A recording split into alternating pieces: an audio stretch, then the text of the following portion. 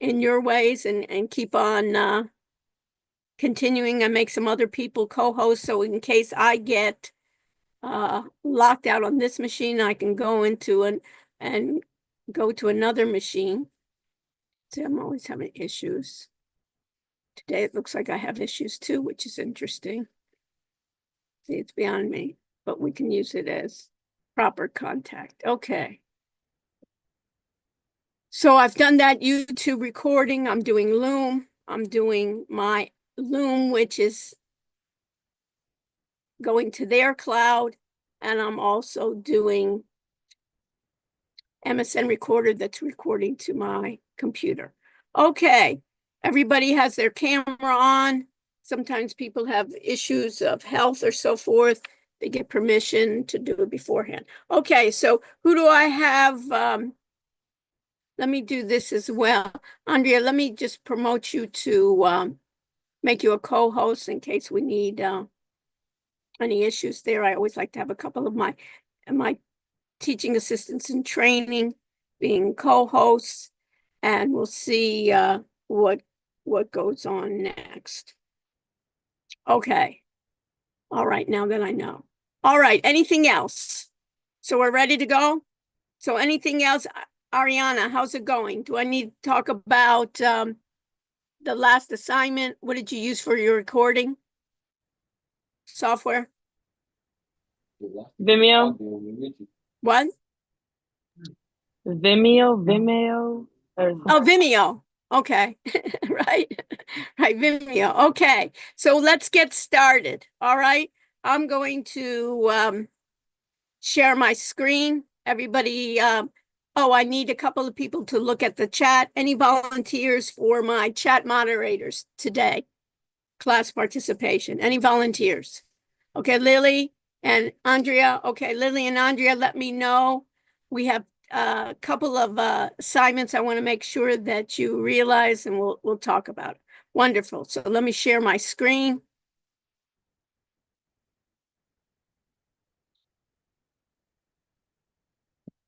And you can see my screen here. Let me just make this larger.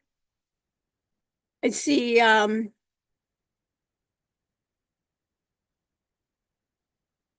let's go to what's due. So everybody look at your assignments for what's due. And I see on this was extended. Your audit assignment was extended last time. You should have done your screen recording and also meet in your group. I think that I got a lot of feedback that everybody liked the idea that the past session we had was basically workshop day bonding with your groups. And I think that's important. We talked about data and knowledge management. We talked about data governance, what is important. So we have another assignment. You see that, Lily? It's due when? It's going to be due next Monday. So since we were off, you almost had a breather. It was nice, Lily, right? That we got the hose. I'm almost like the hose, the fire hose. And I keep on throwing to you. And I gave you a little breather. And guess what? That was sneaky because I'm going to give you the hose again. But I wanted you to keep on breathing, right, Lily? So we have here our next assignment where it's going to be fun. And I think very useful. It's called my audit assignment, assignment 3. It should be 4, right? This should be changed. Okay, remind me. Let me just put a little note there. Let me just put a note there. It needs to be changed. Audit assignment. It should be audit assignment 5, not 3. Okay. So we have that part done. And then you have the readings are information security, and your adaptive assignment is in information security, and your quizzes are in information security. And you can think about it, Andrea, is cybersecurity is of essence, right? That it basically the university that we're in is stressing it right in the Duo Mobile and a number of ways in which we can do, and we really don't want to be hacked, and we hear about all these horror stories, and we want to be responsible. So we'll talk about today the importance of information security, what we need to do, and then we have an assignment. So this is going to be due, and then under this part two that I can see is, let me go to the reading and adaptive quizzes to make sure that it's on. I'm going to make sure that I go to my data knowledge and management. I have my data adaptive assignment that I had last time. I just want to make sure that that was done. I had my open assignment. And I see that, I don't know why these people haven't started, but it should be, the majority should be complete here. And these were the sections that we had, which is important. How do you manage data? What is a database approach? What do you talk about? Big data, data warehouses, and knowledge management. So we have this part that we've talked about before. And in this case, on my widely and adaptive, next week is information security. So I just want to make sure that I see here our information security for next week is going to be, and this week I'm going to be covering it, is the idea of unintentional threats to information systems. And unintentional is the opposite of intentional, meaning that end users not unintentionally can have threats to the information systems. There's deliberate threats. What our organizations are doing to protect information resources, my information security controls, and my information security adaptive assignment. Let me go to that, make sure it's open. And let's see here, we're opening the assignment and it has its one due date. Let me check the due date. It says Monday, February 24th. So it's due for next Monday. I know that it's all right. And I know that it's going to be based on these policies. Okay. So I know that that's due. And the next thing that I want to do is my instructions for your dynamic voice AI assistant. So what I want here is this assignment will guide you through the dynamic Gen AI assistant and create a unique learning experience. You should record the process. How do you record? I want you to record with Zoom a process as a tutorial for others to follow using the course materials as an example. You will upload the PDFs of textbook chapters, and what we're going to be using is what we call Notebook LM. Notebook LM is by Google, and it's an interactive helping for learning. And what I want you to also use is an interactive feature by asking 2 to 3 questions in the interactive mode and generate multiple choice questions. Just like a Gen AI, you can ask any, ChatGPT or Gemini, you can ask them to create multiple choice questions. And I want you to record your session with Zoom and capture both the screen and audio, and you should also include your face in that. So if you look at this, let's see if this is working here. This is the dynamic voice AI assignment that will guide you. This is due for next Monday. So what I suggest, what we're going to do is, as I mentioned, you should record the process using this program called Notebook LM. And we'll look at others as well.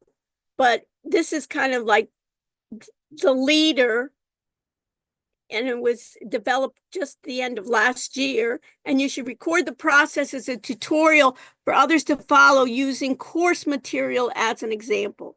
So what I want to do is I want to explore additional Gen AI artificial intelligent programs. I'm using Notebook LM as an example for learning and studying. And what I thought to do in doing this, let's evaluate that program just like we evaluated our recorders. I want to evaluate this program and the material that you can feed in any material, anything that you want to learn about, you can feed into it and it will give you summaries. It will create a podcast. It will do a number of different tools here. But what I want you to do here is I want to use our own chapters that we're learning and that we need to do quizzes on. And guess what? On March 3rd, Andrea, is what? What's happening on March 3rd? We have our first exam in person. In person. So guess what, Andrea? Let's use this example or next week to prepare for the exam. What do you think about that?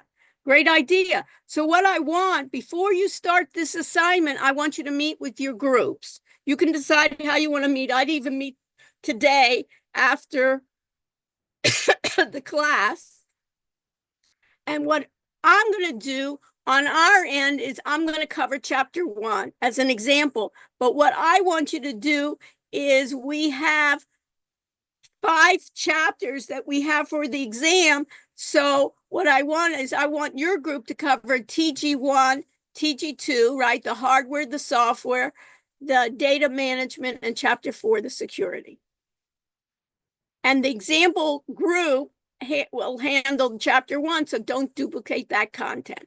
What's the beauty of that then, Andrea, is that you'll have in your group, you'll have a review and you'll put it in the audit area so you can see everyone's group. And if your group has 3 members or less, you can choose how many members you have. Optionally, you can do an extra one for study purposes. Once you do it for 1, it really is pretty quick. You can do others. So that's it. Ensure that the group member is responsible for at least 1 chapter and make note of it. Each group member should handle a different chapter, and you will do it similarly to what we've done with YouTube. This is a Google product, so you need to use your existing Google account from previous assignments. Don't use your school account. And you're going to access Notebook. It's called Notebook LM with Notebook Google, and click on and try Notebook, and you'll create a new notebook, and then you'll record your process via Zoom, and you all know how to do it. This is going to be an individual assignment.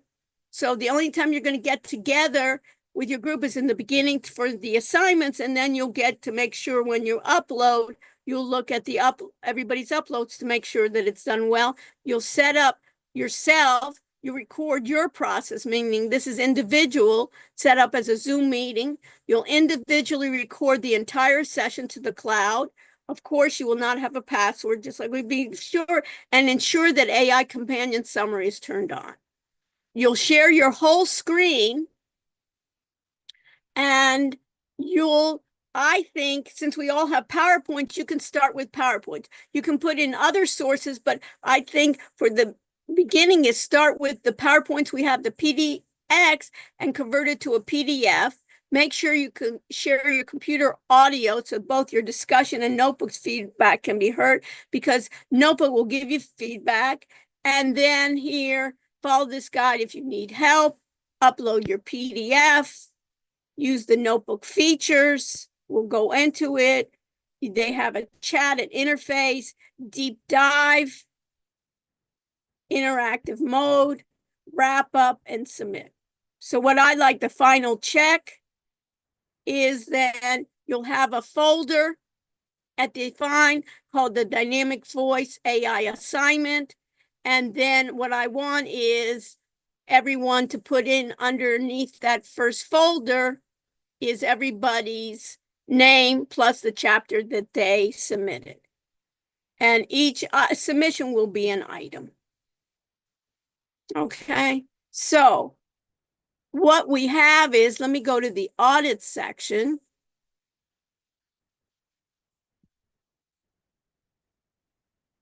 And in the audit section, right, I have all my groups here. Go to group 0. And under group 0, not everybody, each group should have a new folder. You can even do this now. While you're looking at it, dynamic voice AI assignment. You should have had screen recording group assignment, and now you have dynamic voice assignment. At this point, right, this is where I want everybody's, then once you've made the assignments, we've done chapter 1, you'll do, every group then will do, right, TG1, TG2, 5 and 4, and then under the dynamic voice assignment, you see here, very similar to what we've done before. You'll have your Zoom cloud recording link. You'll have your Zoom AI summary here. You'll have reflections and issues and improvement dates. Of course, don't take from there, but basically reflect on how could this be used? What were your issues on using it? What were the problems? What were the pluses? What do you think can be improved in the product? And every couple of weeks or months, this product gets improved, and I'm looking at others that are improving it as well. And then these are Notebook LM gives you, in this case, you'll request 5 multiple choice questions with the key. So you'll put that in. And the beauty then, in this case, Thomas, is what? You'll be able to have multiple choice questions. And among some of those multiple choice questions, I'll choose a couple. If they're a good question, I'll choose some to add to the multiple choice section in our exam.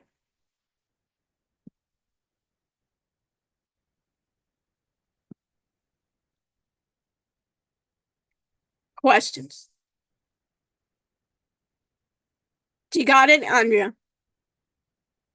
Pretty neat, I think, in the way. Let's, as I say, if we're going to look at a new product, let's do that product and practice in our exam. So I'm going to share my screen again, and you'll let me know, right, if there's anything that I need to move here. Let me just move this down a bit. So now what I'm going to do is I'm going to go through my regular, this is my regular section.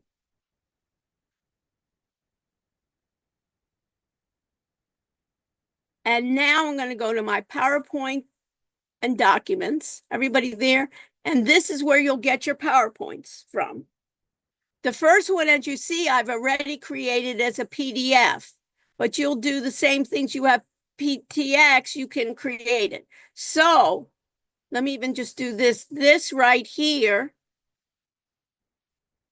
is my chapter 4, which is information security. So what I can do for preparing for the assignment, I can just do file. Let me just move this a bit. I can do save as. And under the save as, when I do save as, you see right down here, it says PowerPoint PPTX. Do you see that, Lily? So I can just pull this down, and what do I need to save it as a PDF? Because Google does not accept PPTX because it's Google. If you had Google Slides, Luca, if you had Google Slides, Luca, you could then natively import it. But you can save it as a PDF. And what I like to do in the name of the chapter, instead of it's twice, I like to put also in the name, I'd like to also put PDFs so I know that it's available. and then I can save it. So once I save it as my PDF, then I could use it later on.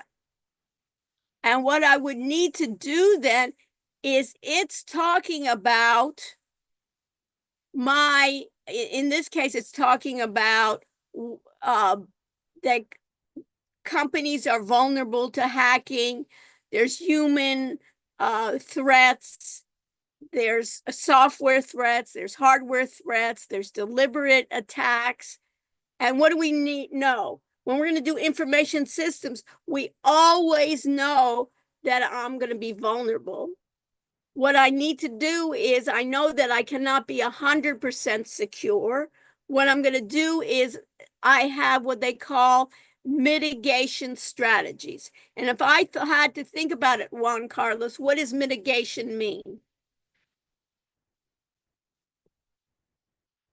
Juan Carlos, what does mitigation mean? The word mitigation. Like to lessen risks. That's it, reduce, right? That's what's your major, Juan Carlos? Entrepreneurship. Entrepreneurship. If you're always going to be at risk, right? If you start a company, there's always a risk. You're always going to have a risk, but the idea is you want to mitigate those risks. Just like what? If you drive a car, how do you mitigate your risk if you drive a car? Do you have a driver's license, Juan? Yeah, I mean, Yeah. you wear a How do you seatbelt. mitigate? What? You can mitigate the risk of like getting injured by wearing a seatbelt or Okay, seatbelts once physically, right? Yeah. Making sure that my car is tuned up, that my tires are good, right? That what else? What's another way that I can mitigate risk? I mean, making sure you have oil in the car, like making sure. Okay, so the physical, what else? Insurance. Insurance, right? That's the key. Do you think the university has insurance in getting hacked? Yeah. Yeah, because chances are that, well, we know for a fact they have been hacked, and chances are in the future they will be. So they want to have insurance just like others.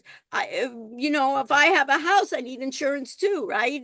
I need, there could be a hurricane, I could be robbed, right? All these the same thing in information security. So once I have that, what I can go to is I think about it and think about Google Notebook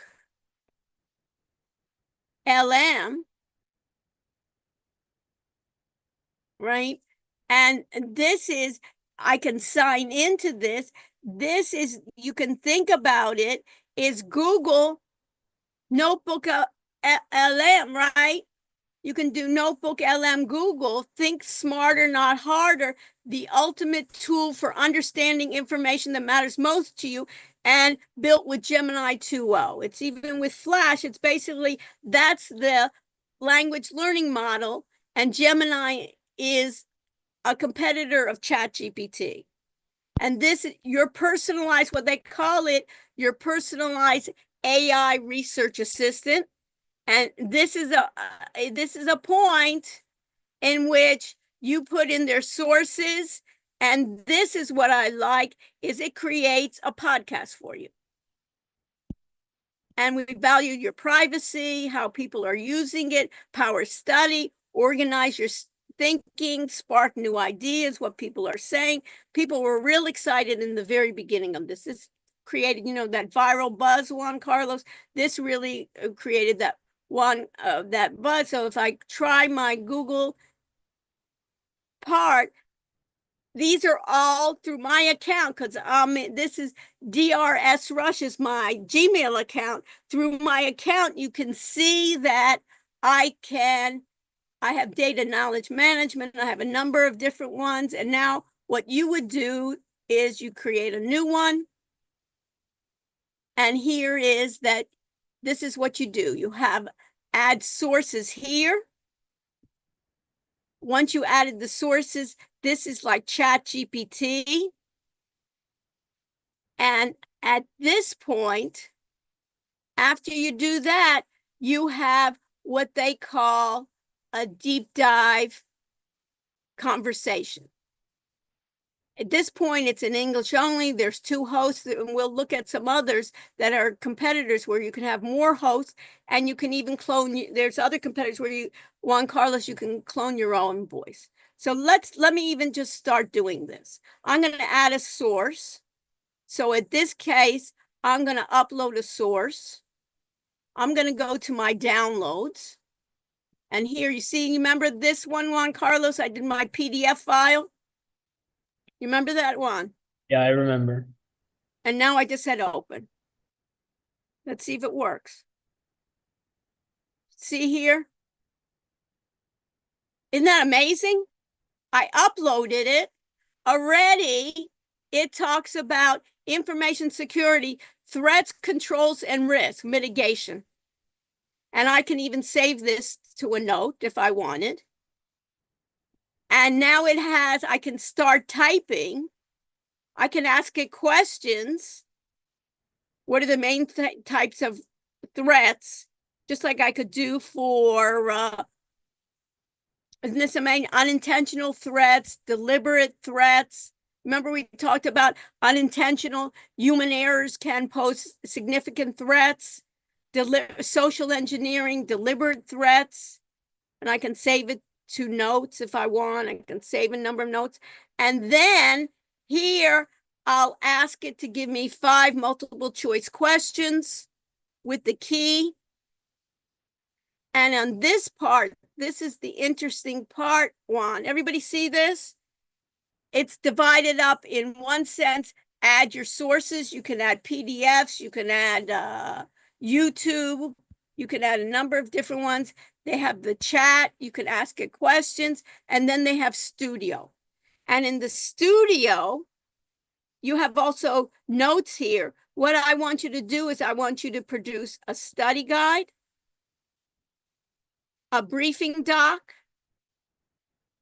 frequently asked questions, and a timeline. And it's generating. Notice here, threats and controls, threat types. I added that here. Notes so they can talk about it, right? And it's generating. Sometimes this takes time. So you'll see here at this point, I'll have you customize, focus on a specific source, focus on a specific topic, target a specific audience, right? So if I want to target, I probably, if I want to customize it, I would then focus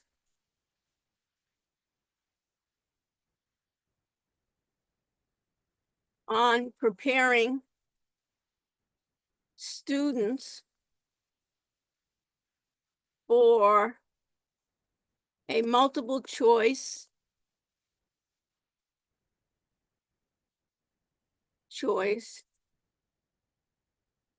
and open-ended questions. You can change it, right? I have Grammarly and so forth that it can correct my, right, accept.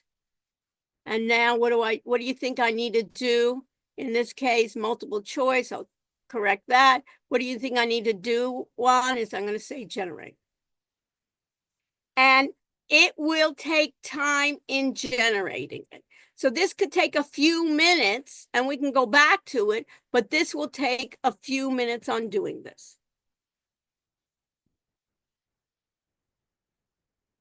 What do you think, Lily? It's very helpful. Isn't it? And how fast it is. This sometimes will take more time. Sometimes the servers are down and you can do other things. So you may want to do it. What I want you to do, it is probably a good thing to do, Lily, is in the beginning, do it once on your own and then record it. And I wanted to make the recording a way in which you're teaching someone how to use Notebook LM. Plus, you'll show them how do you do, then you'll ask them for 5 multiple choice questions. Everybody have the multiple choice questions with the key, then you'll play around with it, and then you'll generate the conversation. And once you generate the conversation, they have a new feature in beta called join in. And when they're talking, then you can join in the podcast and ask questions. right now they are not recording, and they will give you a link that you can send to other people on the podcast. So you could even have that podcast. Let's say you do a project on your website. You could have them look at your website, and then you already have a podcast. You'll have a link to your podcast. So neat.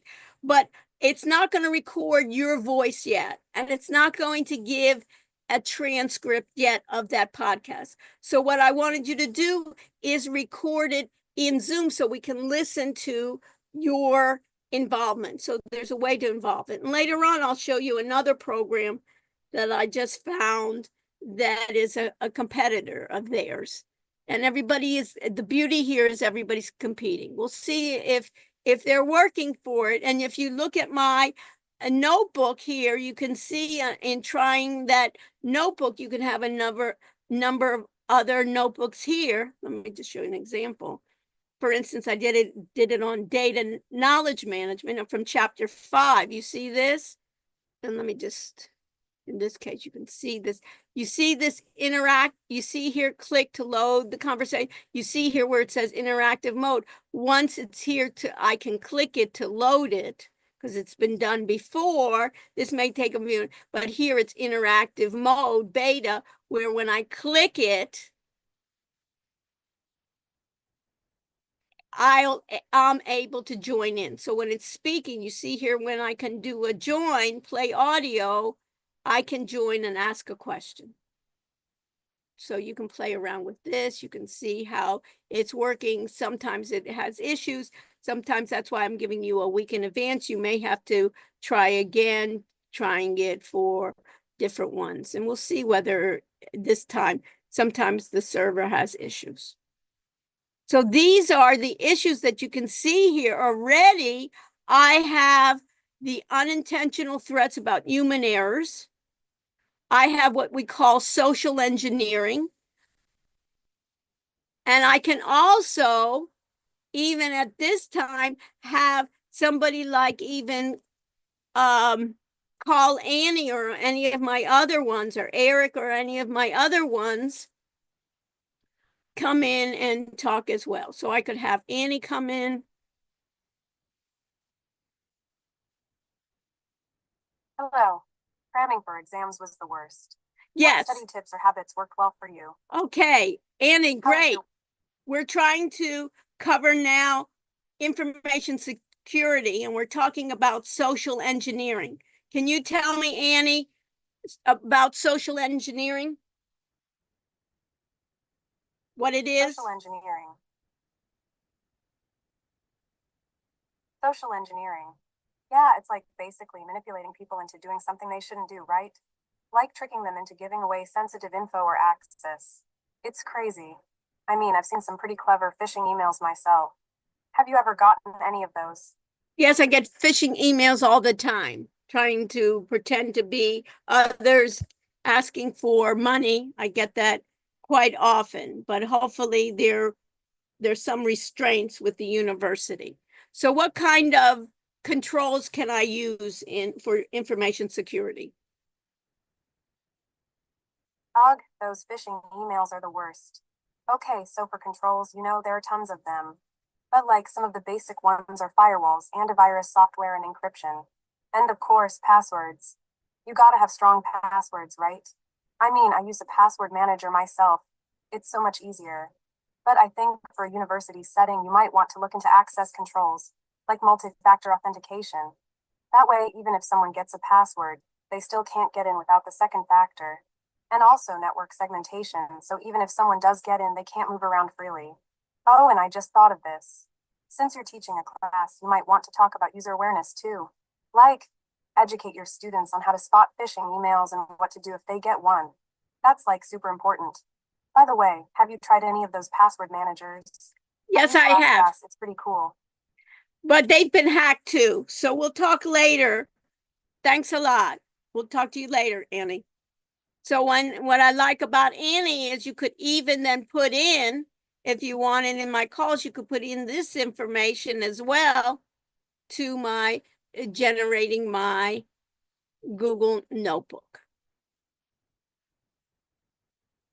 So you can see here that that is what will be covered here in security. You need to know the difference between what is security, what is basically security can be any type of protection, and information security, of course, is the processes from unauthorized access or modifications. The threat, any danger to a system, you need to know what a threat is, what exposure is how likely, what's the result then? Is there a harm, loss, or damage that can result if a threat compromises an information resource? And vulnerability, is it the possibility that the system will be harmed or a threat? So many times in the security, it has to be on my exposure and what is the consequences if somebody steals my PowerPoints versus what is the consequence if someone ends up getting all the university passwords or the health records of different people and as well. So basically, factors to vulnerability that they have: human engineering, social engineering. And if I look at this slide, let me just go back. What's important in this slide is you see that you have outside threats. And in this case, it's the internet. This cloud here represents the internet, where they can notice at this point that it's going down. So I have basically what I call malware going into the organization, denial of service going into the organization, unauthorized users from afar, and hackers going into the information. And insiders, and then of course I have natural disasters like a hurricane, man-made disasters like fire, power outages. Think about California, right? For us, it's our hurricanes. And then you have to be aware of insider threats. And insider threats could be employees. Who knows the systems better but my programmers, my system programmers, my operators. Other insider information could be my other vendors, system software. There can be bugs in my system software that a failure of protection, information leakage, installed unauthorized software, and hardware threats. It could be within the hardware itself. It could be in the PCs we have around or the computers. It could be in the databases, unauthorized access, copying, and theft. So this is an important graph for you to see. This is the corporation, and in this case, the corporate, it could be, for instance, a university, or it could be any business organizations. The more employees I have, the more I have to be aware that I have to educate my employees. I have to educate all my users. I have to protect for those insider threats. So basically, it can be coming from humans, those threats, and it can be coming from information systems. It can be coming, in this case, other threats, but those other threats can be anywhere in the world, right? And basically, carelessness, that they say the common human errors. Social engineering we talked about is when somebody pretends to be someone else and basically wants me to give it up and share with them some confidential information, kind of like you think about schmoozing. And then deliberate threats. Those deliberate threats are deliberately attacked. It's not unintentional, but basically organizations, software, people outside that want to do attacks to the system. And at the university, a lot of times they want to do attacks to the system, not to get your information, but to take over all of our laptops and attack other systems. And then you need to know the difference between viruses versus worms versus phishing attacks, whaling attacks, denial of service.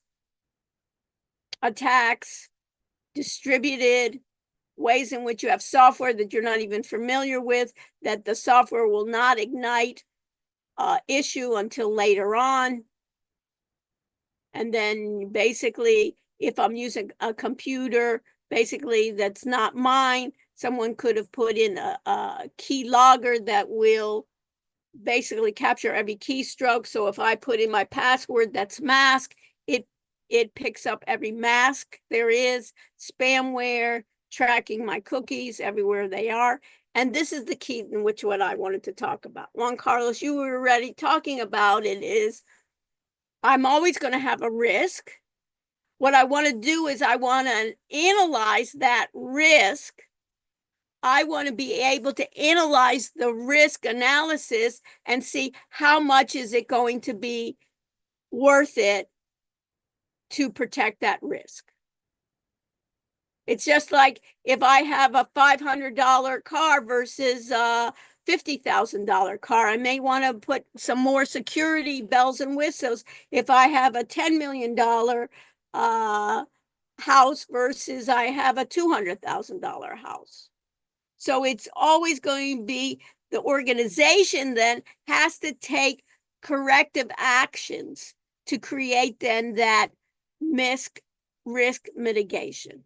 And even if they have insurance, Juan Carlos, you have insurance on your car, or your family has insurance on their cars? Yeah, I do. Right. If you're negligent and leave the keys in the car, right, and leave the doors open, you're negligent that possibly the insurance company said you were so negligent that we're not going to cover it. Yeah. So you have to basically say, I've done my due diligence. So the university, even though they have to do that dual factor authentication, because then the insurance company says, the university, you haven't done your due diligence. So you have to think about it. And these are the things that you need to think about.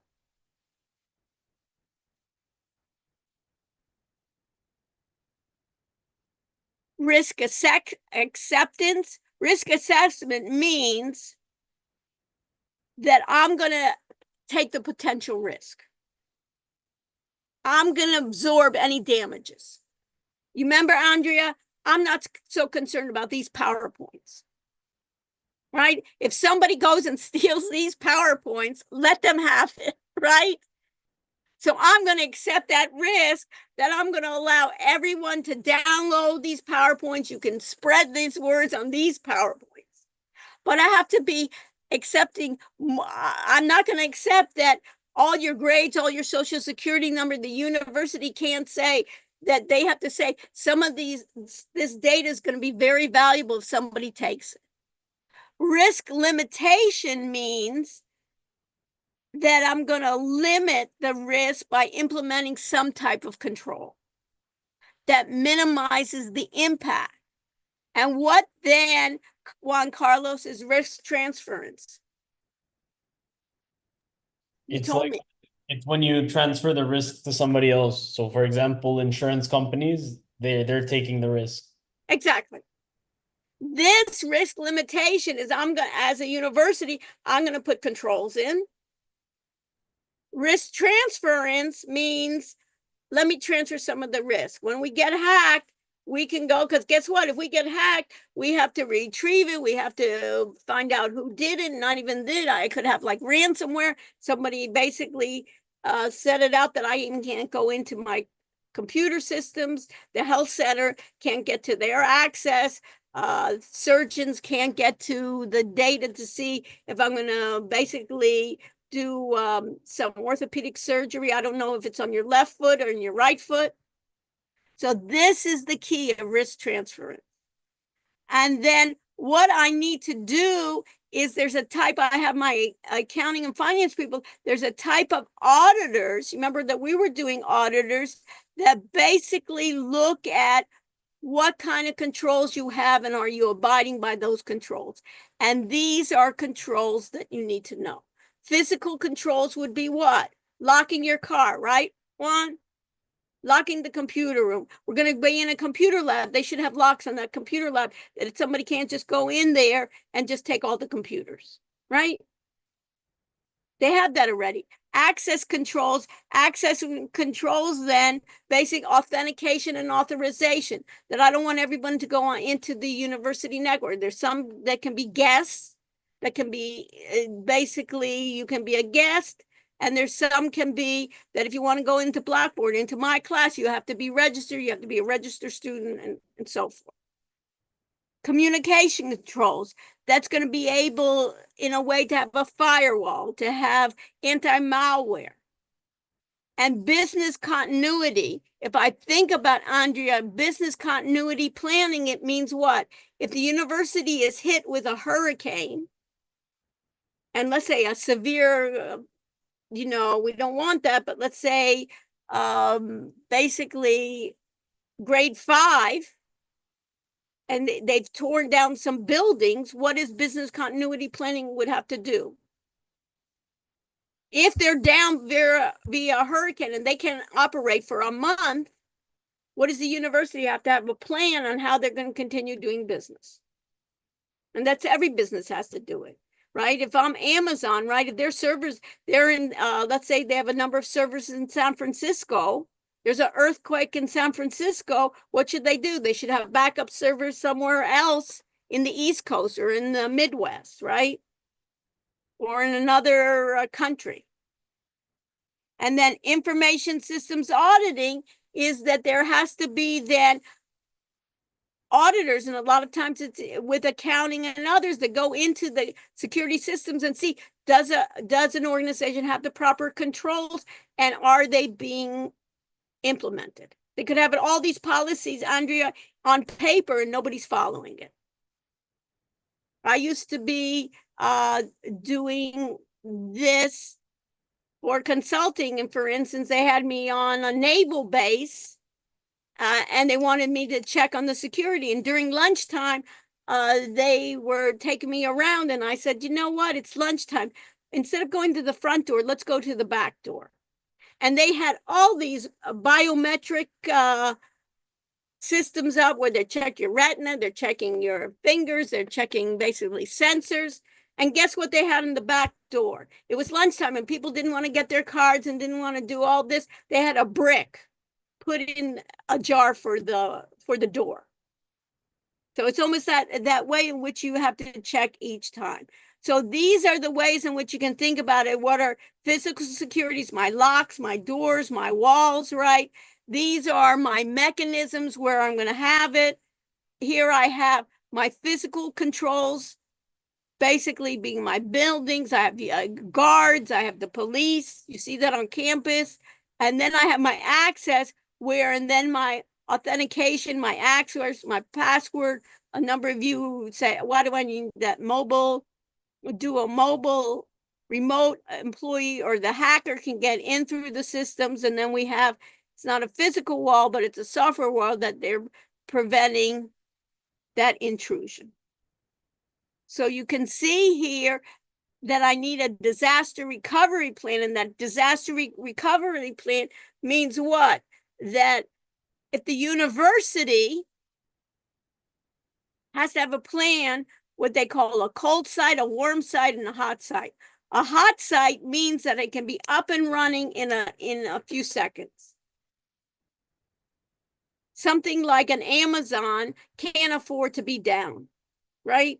You can think about it. Somebody will go to someone else. They have what they call hot sites. As soon as one server is down, the other one is immediately up and running in another location, in many different locations. A cold site means I have a building, but it's going to take me a while to get up. And a warm site is in between. So you can think hot means up and running right away. Cold meaning I have a place. Maybe we got an idea. Maybe what we say is we'll go online. Maybe we'll go to another place. In LA, for instance, the fire, some of these schools are having classes in other churches, other places. And then you need authentication, authorization. Authentication is confirming the identity of the person that requires the access. Authorization what rights and privileges do you have? We talked about it all the time, the audit area versus our regular area, right?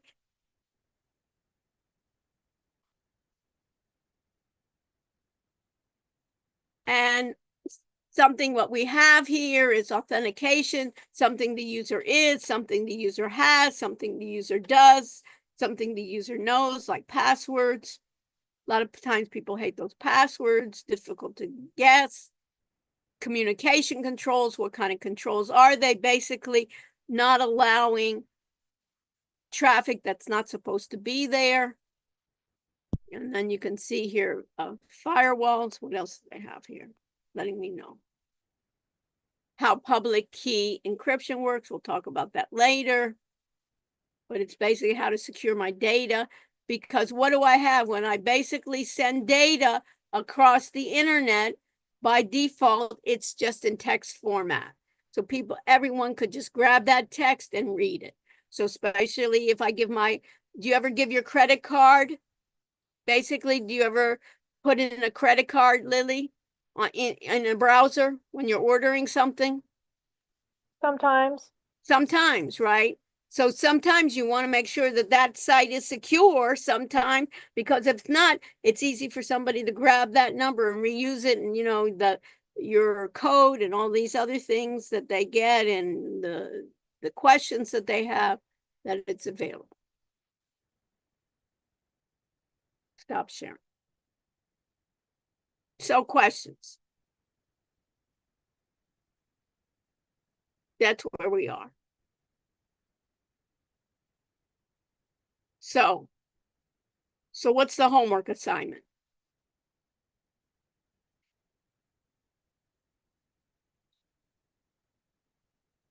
Thomas, what's the homework assignment to do in general? We have a few things that are due. We have the Yeah. dynamic AI assignment. We also have the adaptive reading, the assignment, and then the quiz to do. For security. And then we have, basically, if I look at a calendar, this week I want to finish up security and spend some more time on database management systems.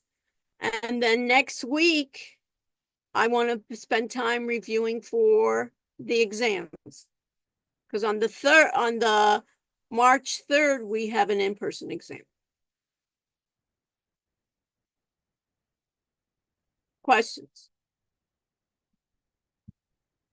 All right, Lily and Andrea, anything in the chat I need to discuss? We're saying, No, so nothing in the chat. let's do this. What I suggest everybody do is let's do a first run, if you can, of the assignment that's due on Monday. Let's try to get a first draft of it for Wednesday. Why, Thomas? Because that way, if there are any issues that we have, we can kind of resolve it together rather than on Monday that it's due. But today already, you should already, if you haven't done it already, just make a chat with your group of which chapters you're going to be doing. And also make you can even do it already, make a folder for your next assignment. Okay? Anything else that I need to, do? So let me share my screen. Let's do attendance. Stay with me afterwards if you need for me to talk, need to talk to me. And remind me to turn off the recordings when we do that. So let me share my screen.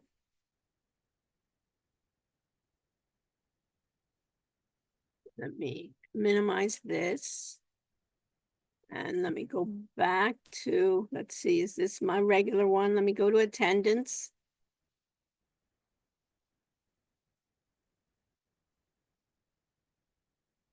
And let me check in. Let me start checking.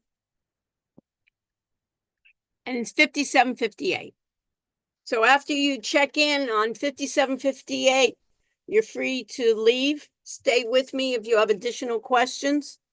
And I appreciate everyone joining me today, and I look forward to see what we're gonna do in the future.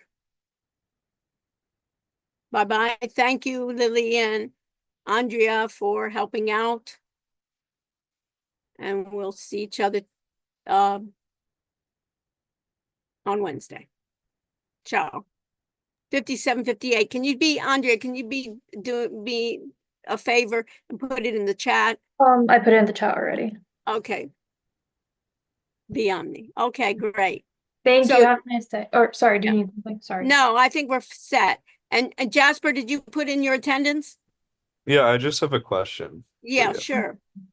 Okay, let Um, me end check and then, so then you're the last one. Let me stop sharing.